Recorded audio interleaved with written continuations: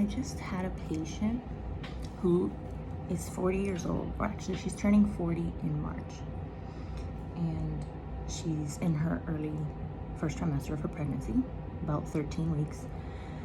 And we started chatting like I normally chat with a lot of my patients. And she tells me that this is an in vitro baby because when she was 37, she had some eggs frozen, but she also had some embryos frozen.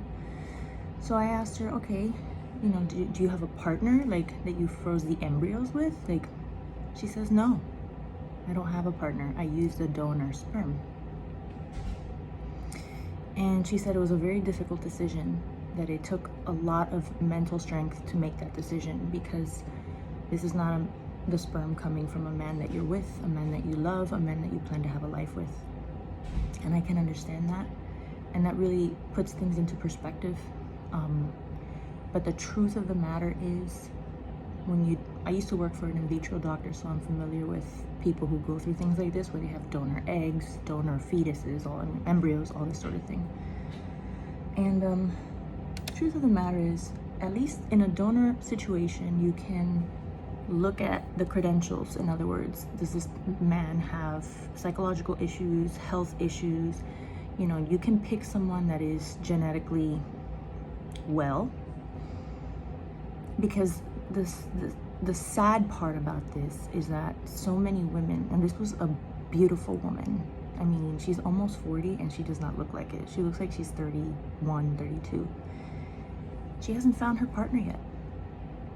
And it's very sad, it's very unfortunate, because unfortunately, there's just not enough good men out there. And there's a lot of good women who are busy trying to survive and sustain themselves and working. And they don't have a lot of time to go out. We don't always want to go to a bar or to a club or to a party. Like, we don't always go out with the intention of, who am I going to meet today? And sometimes you don't. You know, sometimes you get lucky, but sometimes you pick the wrong person when you're very young and you have 2 children, and then that person is now no longer part of your life.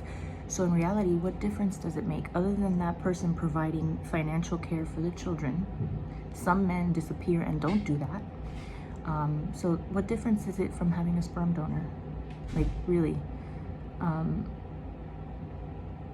if you're gonna have a baby, at least the egg is yours. It's your baby. But it's no different having a sperm donor than having sex with a man that you thought you loved and loved you, who then disappears from your life and is no longer involved in your life or the child's life. Same as a sperm donor.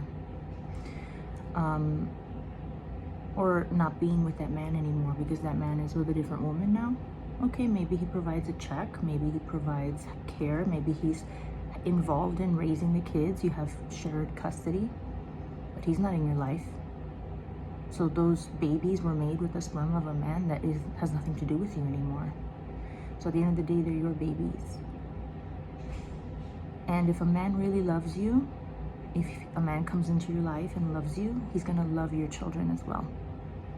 There are very many men out there who are fathers to children who are not biologically theirs. So it doesn't take biological connection through the blood, through the DNA, in order to be a parent. All it takes is love.